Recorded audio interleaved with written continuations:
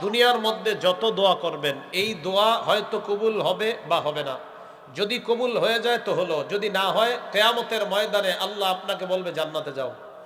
আপনি বলবেন আল্লাহ এত আগে কেন? আল্লাহ বলবে দুনিয়াতে তোমার 20টা দোয়া, 50টা দোয়া, 80টা দোয়া কবুল করি নাই, ওইগুলা আজকে কবুল করে আগে আগে জান্নাত দিয়ে দিলাম। ওই ব্যক্তি সেদিন বলবে আল্লাহ দুনিয়ার মধ্যে যদি আমার আরো কিছু দোয়া কবুল না হইতো, আমার যদি আরো কিছু দোয়া কবুল না হইতো তো আরো আগে জান্নাতে চলে যেতে পারতাম। আল্লাহ হয়তো কবুল করবে যদি আপনার মঙ্গল দেখে, আর যদি আল্লাহ দেখে এই দোয়া কবুল করলে আপনার কল্যাণ হবে না অকল্যাণ, সেই ক্ষেত্রে আল্লাহ দোয়া কবুল না করে এটা আখিরাতের জন্য রেখে দিবে, সেই দিন কবুল করে আপনাকে আল্লাহ আগে আগে জান্নাত দান করবে। বুখারী শরীফের একটা হাদিস আমরা মনে রাখবো। রাসূল করিম সাল্লাল্লাহু আলাইহি সাল্লাম আল্লাহর কাছে দোয়া করতেন, আল্লাহুম্মা ইন্নী আউযু বিকা মিনাল হাম্মি ওয়াল হাযান।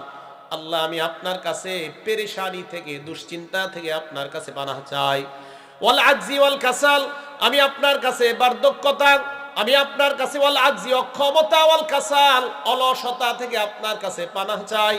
ওয়াল জুবনি ওয়াল বুখলি, আমি আপনার কাছে ভীরুতা এবং কৃপণতা থেকে পানাহ চাই। ওয়া দালাইদ দাইন, আমি আপনার কাছে ঋণের বোঝা থেকে পানাহ চাই।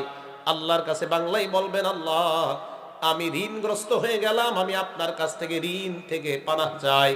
নবীজি এই দোয়া করতেন, আপনি এই দোয়া করবেন, আল্লাহ আমি আপনার কাছে হতাশা, দুশ্চিন্তা, আমি আপনার কাছে ঋণের আধিক্যতা থেকে আপনার কাছে পানাহ চাই।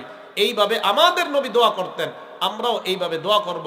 আশা করি আল্লাহর নবীর দোয়া আল্লাহ কবুল করেছেন, আমাদের দোয়াও আল্লাহ কবুল করবেন।